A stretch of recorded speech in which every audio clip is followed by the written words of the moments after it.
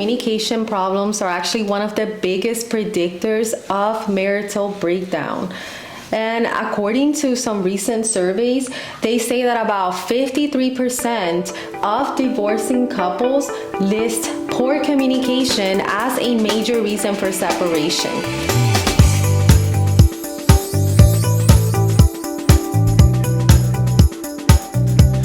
The 5 most dangerous words in marriage. Welcome to Café Negro show. I'm your host, George. And this is Adriana. Welcome back. This is season 3, episode 9. If you have not subscribed yet, please subscribe, like, and share for more. So let's get started. Did you know that communication problems are actually one of the biggest predictors of marital breakdown?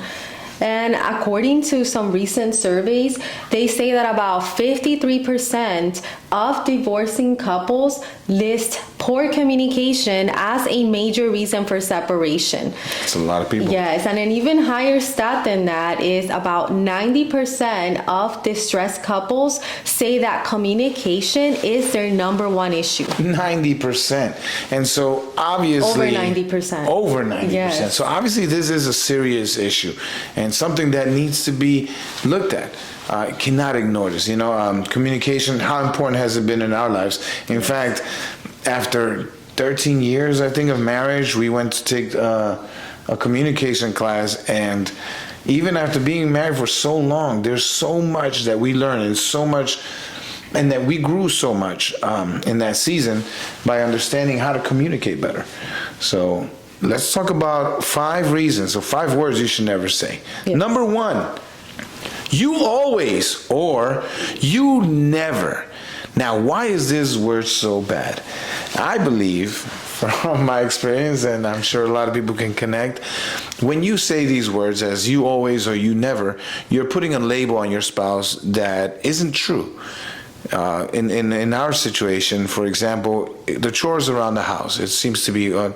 it's a subject that's very common in any marriage, right? There's chores that need to be done, and there may be a time where you're frustrated because I'm not helping as much as you need me to, and then so you could easily come out. You never help around the house, so obviously you don't mean that literal. You're expressing your frustration because you feel that you're doing everything and I'm not doing much. But from my perspective, when you say you never help out around the house, I understand the little that I did do is not being appreciated. I'm thinking about, but I did this last week, I did this morning, so that doesn't count. And then there comes that clash in communication, and we're not moving forward from there. Yes, I mean, starting a conversation, that's why communication is so important. You should never start with you always or you never, because your spouse is going to automatically feel accused of something, and it's going to bring a negative vibe to the conversation. And the Bible actually says in James 1:19, it says we should be quick to listen, slow to speak, and slow to anger. And I feel like that's why in the Bible we see that word Selah all the time. About pausing, right? Because if you are starting a conversation with you always or you never, most likely you are mad, you're angry, and we should not approach our spouse in that state. We should pause and see, what is the best way that we should say this. So say this instead, and this is, I'm going to give you kudos because it definitely feels different, and I think it's way more effective. Mm-hmm. She comes to me, hey, papi, today I have this going on. These are the chores. I feel overwhelmed, and I could use your help with these chores. Which one would you see yourself, helping me out with, etc.? Give me, come at me with like, hey, I need your help. Let's do this together, And I'm telling you, it's been so effective. Immediately, I don't know what it is. I could do that. That's easy. I could do this. I could do that.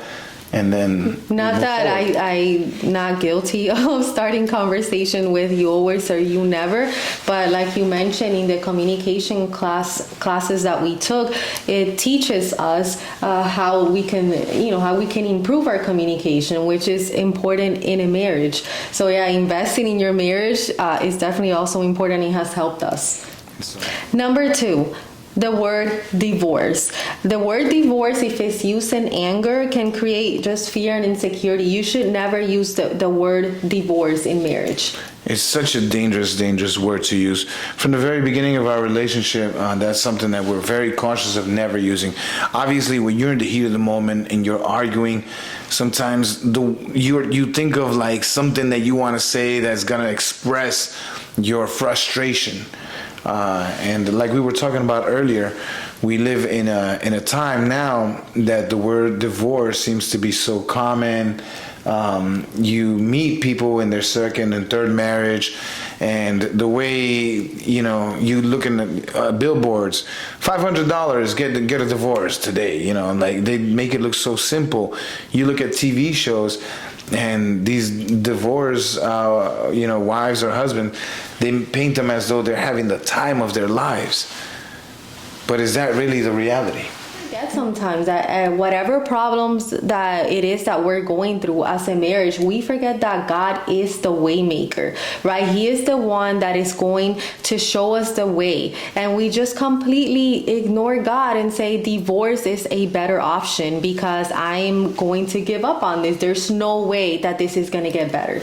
Matthew 5:32 shows Jesus treating divorce as a very, very serious matter. And in 1 Corinthians 7:10-11, it urges couples to work towards reconciliation. That should be your goal, not divorce. And it is such important, in the spiritual world, like sometimes we're like, but that's not what I meant. No, but words have power. The second you mention these words within your relationship, that's a seed that was put in your spouse's mind. And next thing you know, challenges are always going to come. But the more real you make this word, or the more present you make it in your conversations, in your relationship, the more power starts getting along the time. And eventually, it might become an option. Yes. What summary have you written in your head? What have you assumed to be true in your relationship that you feel that it is finished? Because that is what the enemy is trying to get you to think, that it is finished. So it is okay to use the word divorce because that is completely normal, but it's not. If we stick together, like the word tells us, we're going to be blessed because God wants us to be together for a lifetime. So instead, don't ignore it. Instead of using that word, tell your spouse, I'm really frustrated right now, and think that we need to get together and work through this together. Yes. Word number 3, it's your fault. That's the third word that you should say. It's your fault. Have you said it before? Yeah. You have said it before. Yes, I think we've all said it. We just have to learn from it, right? Again, starting a conversation with it's your fault, it's not a good way to start, because you cannot assume that your spouse knows what is happening with you.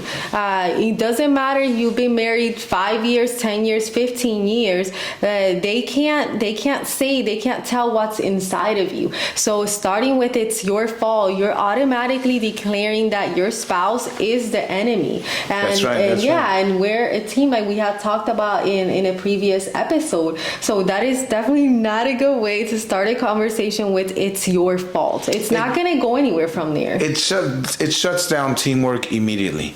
And now you're not looking forward to resolve the problem. You have pointed to the problem, which is not true. As we know, in order for us to be able to move forward, we have to understand that the issue is not you, the issue is not me. The issue is the enemy that's trying to break up what the Lord has put together. So it's your fault definitely breaks that teamwork up. And instead of making us understand that it's us against the enemy, it just holds us back. So what do we say instead? Yeah, so instead we could say, we could start the conversation with, I am upset about what happened. Can we talk about this? How do we handle it better? You see, because in that case, you're not starting the conversation with an accusation of it's your fault, of something that he or she may not even be aware of what you're talking. You can catch your spouse completely off guard by starting with, it's your fault. So let them know what you're upset about. And I've definitely been guilty about just holding it in, and then when I kind of say it, it explodes and it comes out so bad. I'm upset, and you're like, what are you talking about? Yes, communication is so important. So let's go to the next one. Yes. Number 4. So the fourth point is I don't care, which I think kind of goes with the other one too, but it's something that we're also guilty of saying, right? Just I don't care, especially if you don't see it, what your spouse is talking about. It's so easy to say I don't care. Well, it's so important for you to be seen and heard by your spouse. In this world, we live in a world where everybody has so much going on, so you can easily feel that no one cares, and that's why your spouse has such an important place in each married person's life, because that spouse is supposed to be the difference from the rest of the world. It's supposed to be the one that makes me feel heard. It makes me feel seen and important in this world. So when you say something like, I don't care, it completely makes you just be unseen. And it has such a negative effect in part of that communication. I mean, at that point, what do you say when somebody says, I don't care? The conversation has been done. So instead, you can, and once again, I don't know if you guys noticed. Oh, the Bible verse. Oh, please, bring it to us. So Colossians 3:12-14, it tells us to put on love, kindness, and patience towards one another.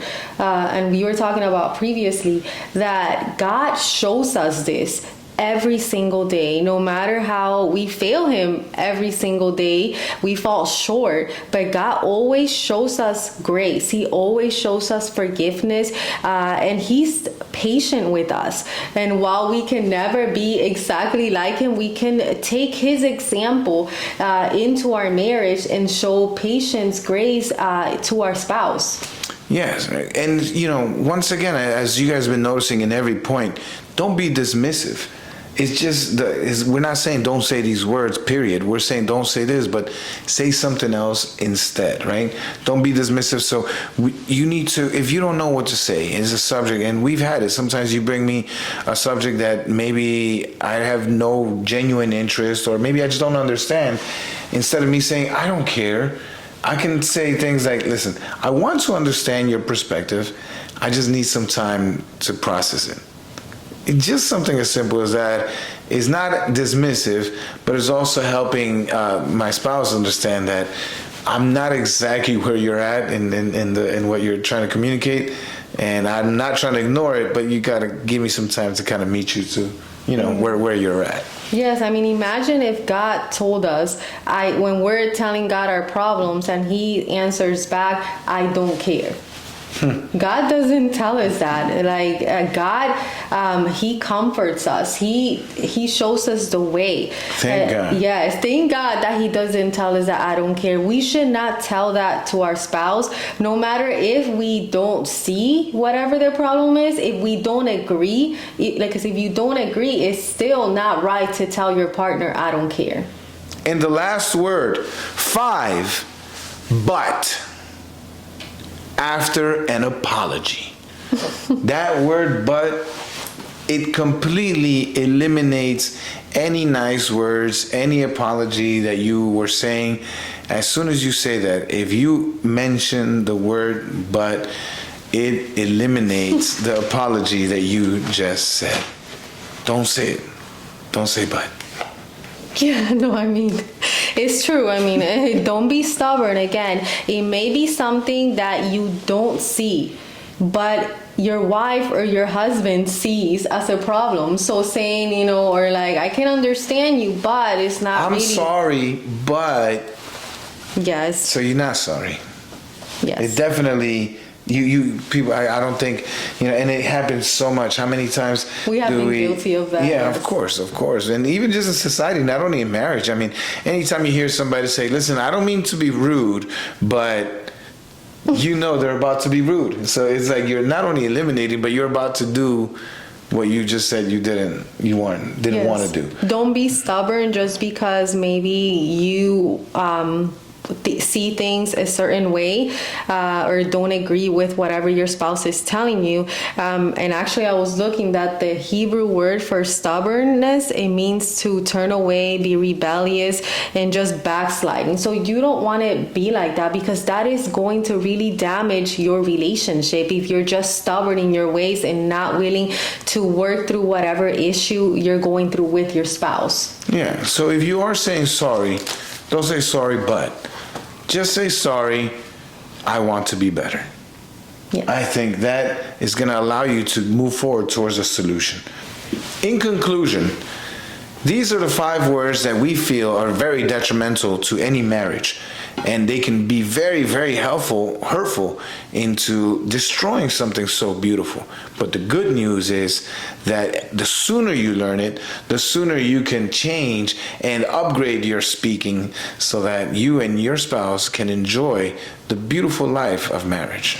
Yes, and remember, communication can be learned. If it's not something that you grew up seeing, good communication in your household, it's a skill. If you practice it, you will get better at it, and it will be so beneficial for your relationship, for your marriage. Practice makes perfect. Yes, God calls us to reconciliation, patience, and love. Remember, God shows you that every single day. He shows us that, so let's show that to our spouse. And most couples who seek help see major improvements in communication. Seek it out again, because it will help you.